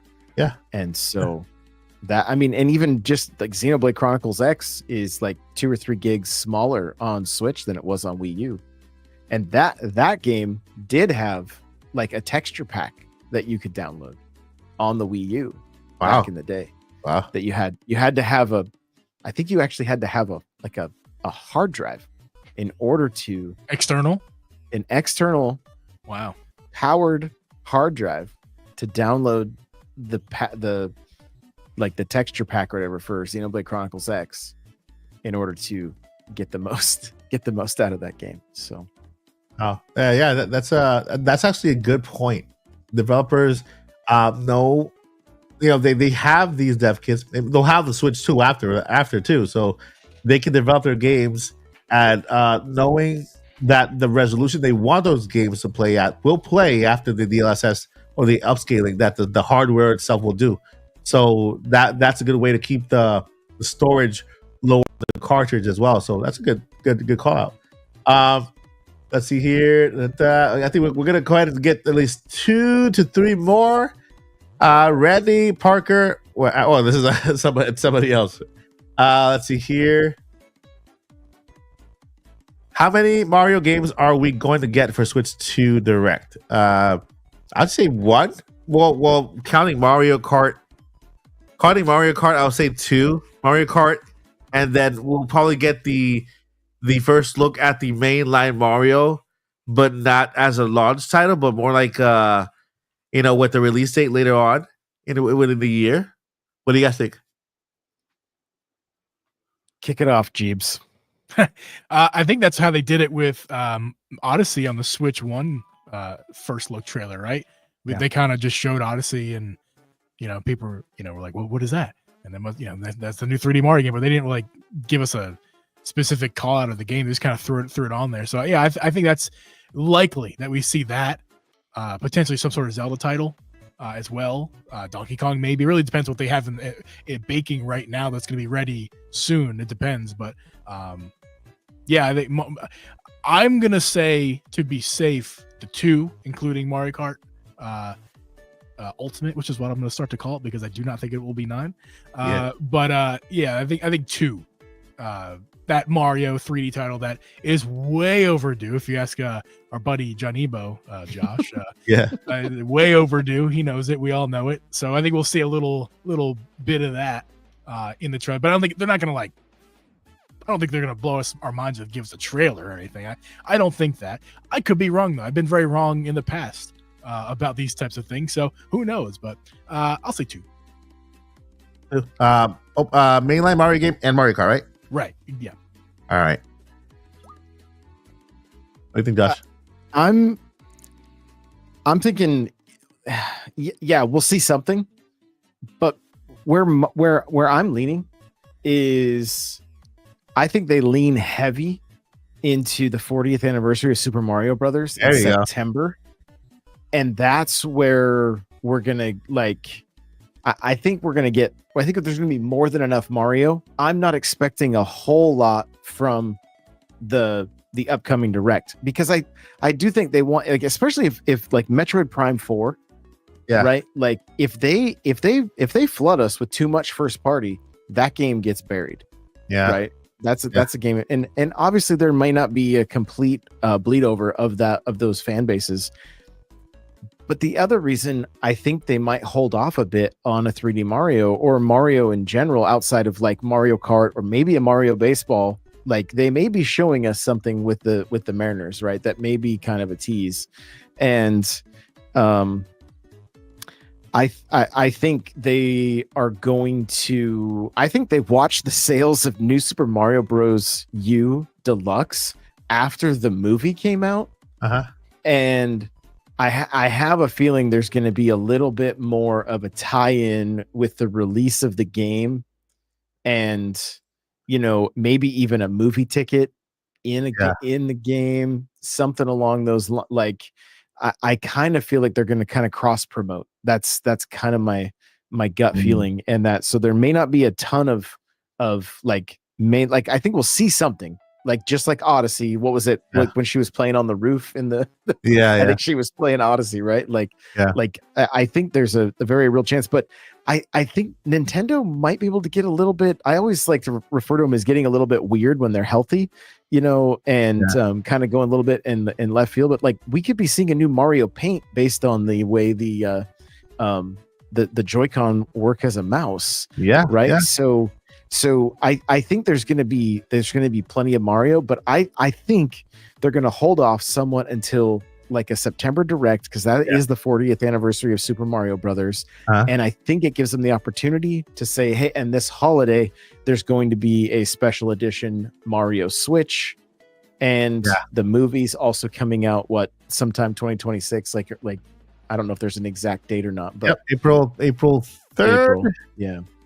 So there you go. Like they may kind of be they may be like just kind of letting all that stuff, because I know there's a lot of people disappointed with Mario Day, wondering like why there wasn't anything, and it's like Mario Day was something the community made up that they've turned into a way to do sales, right? Like they typically run sales, and obviously there's been a few small announcements and stuff like that, but like I didn't really. I'm like, how do you do a big Mario Direct with a new console coming a month, like being announced a month later? Like it's not. The marketing just doesn't make sense for it. So I think they let the Switch 2 breathe in this over the next 2 weeks with like they'll still be tweeting about Xenoblade Chronicles X, or they'll be tweeting about Paper Mario and Mario Run like they did earlier today, or the voucher system, putting that video out on YouTube, and then we may be able to anticipate something in June, somewhat like the E3 announcement, possibly, and and then again September with a Mario Direct, and I'm honestly not worried at all. Like I think we're gonna be eating very well. We just got to be maybe just somewhat patient when it comes to Mario and 3D Mario, because it's a console mover, but they can also do those special edition consoles that help people double dip as well. Yeah. I think for the Direct, I think it'll be Mario, the mainline Mario, probably out 3 or 4 months later, and then the Mario Kart launch title. But I do agree that they will save everything for Mario Anniversary, which is gonna be hype when once that time comes around. But yeah, great points. And last one here from Cryptic. Thank you for the $4.99. What is the Switch 2 storage space ideally? Will Nintendo have a solution for SSD and its load times? Can we see Switch 2 start at 100 gigabytes internal? Oh, for sure, for sure. I think the lowest could. I think the lowest we saw was 249. One of the rumors 249 to 500 for the base model, and the technology is M.2 drive. So yes, we'll have a lot much shorter load speeds because of the drive. With the so the games will load faster. That that itself, people don't understand how important an SSD drive or an M.2 drive is. The hard drive, with load times, because remember back in the day we had back in our day we had the big giant disc that spins, and it was like a big giant thing with a huge disc in the middle, and so that thing used to just spin a lot, and then that was reading the disc in order to play the thing. Now it's all digital, right? Then after that we had the SSD. Now the SSD became a lot smaller, and then we have M.2 drives, and so with the M.2 drive, if Nintendo adapts to that technology, you can expect the rate speeds to be a lot better, a lot faster. And of course, when it comes to internal storage, I think we need, I think 100 gigabytes is too small for third-party support. We need at least 250 and up. What do you guys think? I think 250 is pretty standard. Right. Looking at the mobile market, looking at phones, tablets, it's pretty standard. You can go lower than that. Like 128 has become like the base. Like nothing really comes out these days with less than 128. Yeah. These days, I think even back when the Switch original came out, I think even that was low. 32 was low at the time. Very It low, wasn't like that was like the standard. That was low. Yeah. These days, I think 256 is the standard, 128 is the minimum. We could see 128. I think there's a possibility there. It is double the OLED, which is better. Yeah. But that is a concern. Where they're going to save costs here, because they need to sell this thing for a profit. At least that's what we think. That's still their philosophy. So to do that, you could easy ways to less storage. So 128, I think, is the lowest that they should go. 256 would make customers happy and would be enough for most people. I think most people are going to be just fine with that. And then, like we kind of talked about in your show last week, Mike, I think it's a possibility if there's multiple SKUs here with Switch 2. I don't see why they couldn't go with you can get the 256 gig Switch, or you can get the 500 gig Switch. Yeah. Pay a little bit more, get a little bit more. So that's a possibility. I don't think it's going to start at 500. That's nuts. They're not going to do that. It would be a $500 system, I think, if they just start at $500. Okay. You're getting up too high there, but 256 would be good for everybody. 128 would be the lowest they'd go. That kind of falls in line with like what the base storage is out there these days, especially with this SSD, the new SSD, the express ones, which I know that there was that rumor that they were making. Samsung was specifically making them for Nintendo Switch 2. And so now we have other companies that are making the express ones, which would be good, with the Nintendo Switch for additional storage. What do you think, Josh? Yeah, I mean, 256 seems like really that sweet spot. Yeah, and I mean, we say that too based on what we've experienced with the current Switch, right? Like I have a 1 terabyte SD card in my in my Switch right now, and I mean, would I filled up a 128, filled up like they just kept filling up over time. Yeah. And so but that being said, if the games can truly be much more compressed, it may not be as big of a deal, short of us like wanting like better looking clips Yeah. of games, having more like my daughters, they play AC and they just load up their Switch is just full of pictures. And I'm like, Yeah. you can delete some of they're Yeah. like, no, I can't. So Yeah, I get the same response from my daughters too. I get the same response. yeah, so like it really kind of just depends on because if you think about like the clips are relatively compressed, right? They don't look super like super crisp. Yeah. And so if that's going to be an improvement, plus like what are we going to see from third part, like like we talked earlier, like is there a possibility like Elden Ring and Final Fantasy, those games make their way, Yeah. are they going to fit on the cart, or is that something that's going to be that has to go onto the another download after the fact? And then we were kind of talking about different SKUs a little bit. Yeah. I do kind of wonder if they don't throw out an all digital SKU that has no Yeah. That's no card another slot. we cannot rule it out. That could be the 350 model. Yeah. That could be $50 your- model. That's probably the one I would probably be afford. I get that one. But yeah, I agree, and I think that the for sure we know Call of Duty is coming to Nintendo Switch. They have the deal, 10-year deal, and for sure we're gonna need that Express SSD card, additional storage, because even the 256 is not gonna be enough for that Call of Duty game, for that 8 gigabyte or 200 gigabyte game from now. This is crazy. I have it on PS5, and it's takes half of my storage, So yeah, I agree. All right, Cryptic with the $4.99 take away Kart 3D, Mario, and any game you know about. What is a game revealed during the direct that would make you most hyped? Golden Sun 4 for me. What do you guys think? I'm just gonna say Zelda because that's all I really care about. Zelda. Here we go. We got Anything. another hour. Anything Zelda. You're in the right place. You're in the right place. I want to share my theory with your audience, Mike. Not my theory; it's a Yeah. prediction. As you know, Hyrule Warriors is a franchise, and Yeah. last one we got was 2020. Hyrule Warriors. What was it called?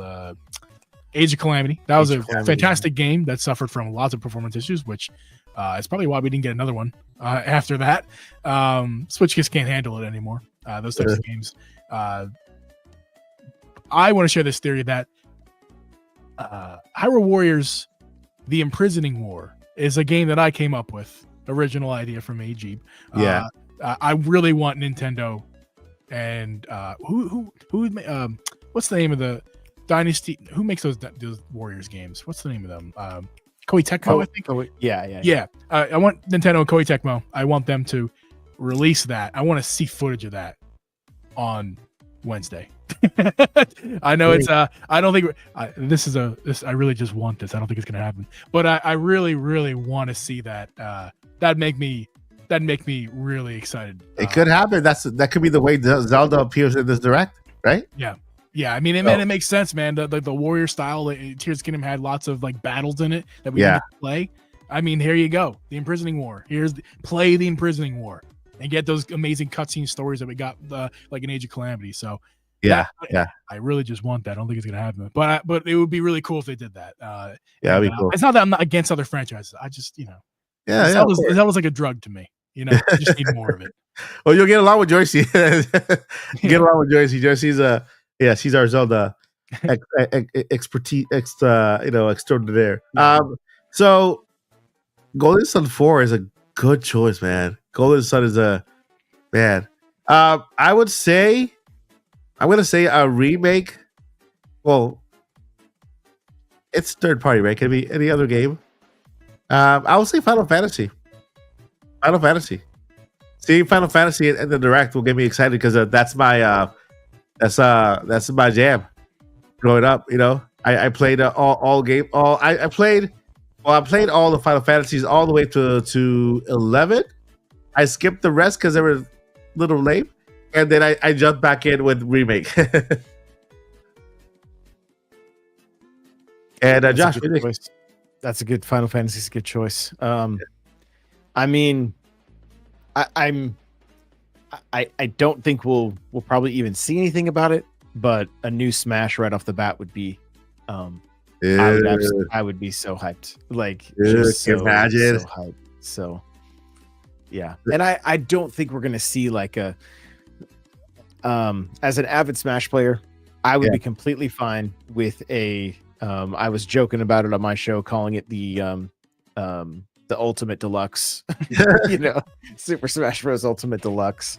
I mean, you're wrong. What else can they do with that? What else can they do with that? Yeah, but then just to have the rollback net code, right? And like up to 5 years worth of new characters plus new first party characters already added, right? Like make that initial maybe that initial roster like 90 to 100 characters that that are added to the game, and then just a continual drip feed, because with everything that's going so well with Microsoft, like get Master Chief in there, get more rare IP. You've got Joanna Dark would be so amazing, especially with her roots being on the 64. Like that would just be so much fun to see. We could finally see the proximity mine that was only seen in Melee, right? Just as the trophy or whatever. Yeah. And so like I would be over the moon for Smash. Man, it'll be awesome. I just can't put it. I just can't doubt it. Maybe they don't have to show any footage. Just say they were working on it in production, right? And and so we've gotten many Zelda announcements like that where only Aonuma takes the stage to say, "Well, I'll just give you an update on the next Zelda game. We're still working on it," and then that's it. So who knows?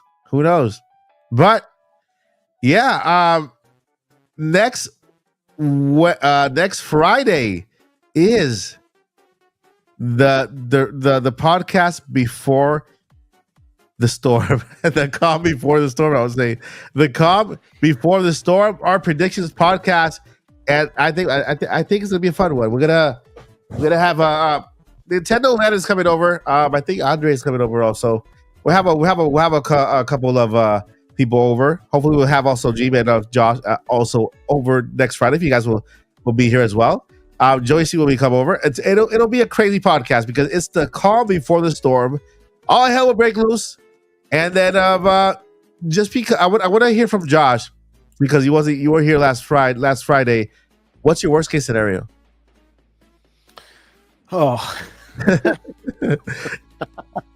like a realistic or unrealistic? Who has been delayed to 2026 now? Yeah, that would be horrible. No, I think the absolute worst case scenario is like, coming out at like a $500, $550 price tag, like, not seeing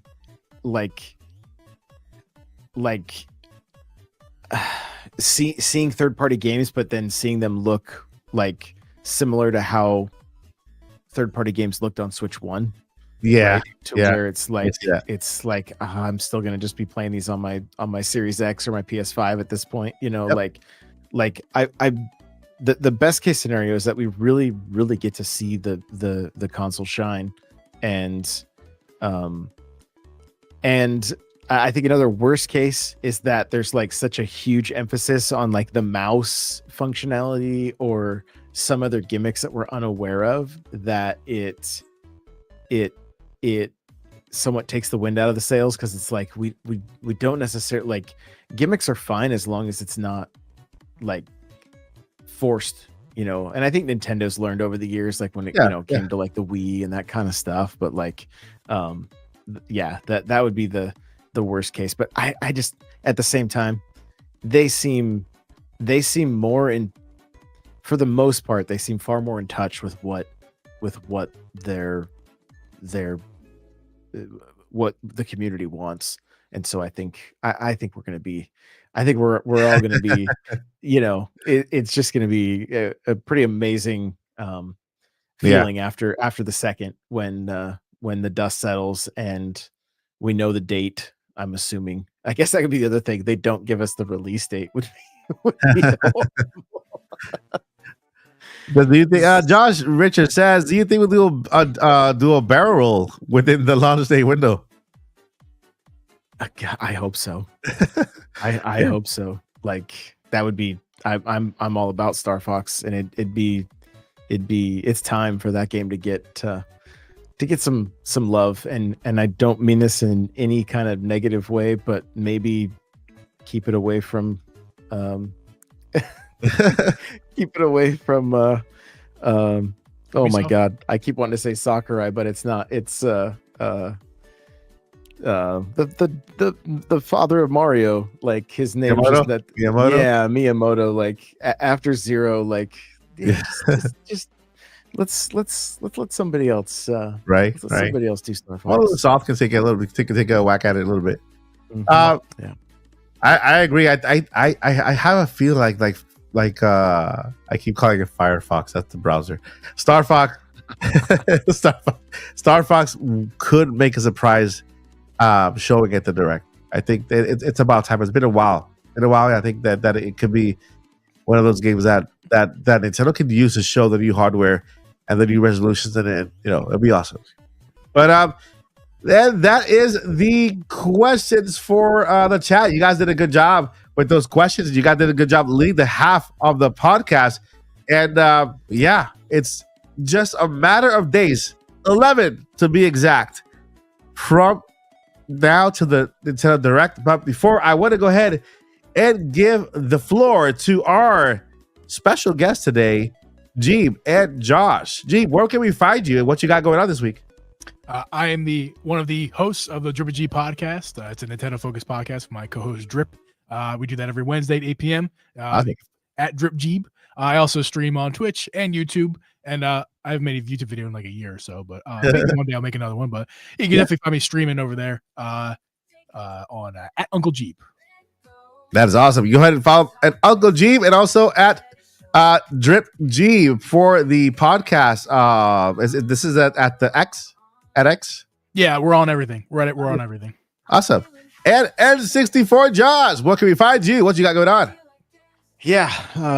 So N64 Josh, I mean, literally everywhere. I've been I've got the Nintendo Powercast, which has been going where we just hit the season 8. Nice. And as of right now, that has just become a daily Nintendo news show. Like I said, that like the last couple weeks, it's been a little sporadic, but typically more focus on news, not as much focus on the leaks and that kind of stuff. Mm-hmm. And also leaning towards, I've been talking with a few creators behind the scenes. I want to do more like gaming and gaming challenges with other creators, and just kind of start having fun with the games, not just talking about the games. And so I've got some stuff in the works. I started a channel, I haven't done much with it, called Play Like the 80s, where you have to pick a game from NSO and you cannot use the internet or anything, and you have to start on a Friday and end on a Sunday like you rented it, and see how far you can get. That's cool. Right? And so just kicking around some stuff like that. But yeah, you can find the Nintendo Powercast on YouTube, on and on Spotify and iTunes. Like I said, it's like I think we the mainline show, we've hit over 500 episodes, and as a total, I think it's over 1,000. So that is awesome. Yeah, it's been going a while. That is awesome. Yeah, so go ahead and catch N64 Josh everywhere at N64 Josh. Twitter, what's his X, and YouTube as well. So go ahead and follow our amazing guest today. Here you can find me here at the Odyssey every single day, Monday through Friday. Entire podcast Friday live, and then June will be shortly here. You can find us at Indie Mania this June on IGN. We will be part of Summer of Games from IGN. We're heading over to LA in May to film that if you are in the area in the week of May 20th. Then you can come by and say hi. We'll be in certain areas over there. Also, we also be in PAX East, which is happening also around that same time, right? They think it's like the first week, the week of the 8th, and PAX. And also, I will be on the April 25th in Dallas with the Nintendo Switch 2 experience. I was chosen, so I'll be able to go ahead and tap it and record whatever I get there, bring you guys some footage. So stay tuned for that. All right, my friends, thank you so much for making it to another Friday. My friends, this is, I would say, next Friday will be the last Friday of the Nintopics podcast during the Nintendo Switch era. We are going to enter a new era with Switch 2. Because after April 2, everything is out there. We know it's there. It's going to be current and everything. So it's going to be crazy. We'll see you in the next one. But before we let you go, we got 2 things. Very important things we got to let you know. Number 1, never give up, guys. Don't give up. You never know if tomorrow might be the day for which what you've been fighting for all your life happens. So don't give up. And number 2, journey on. Peace. Bye, guys. See you later. See ya. I will end the stream as soon as I find the ending. It's here. It's somewhere. We are waving until I find. I don't know. Right? Very robotic, just very robotically. Our hands went up at the exact same time. Yeah. Someone said, "Am I on Trovo?" I was. That one. Big on Pinterest.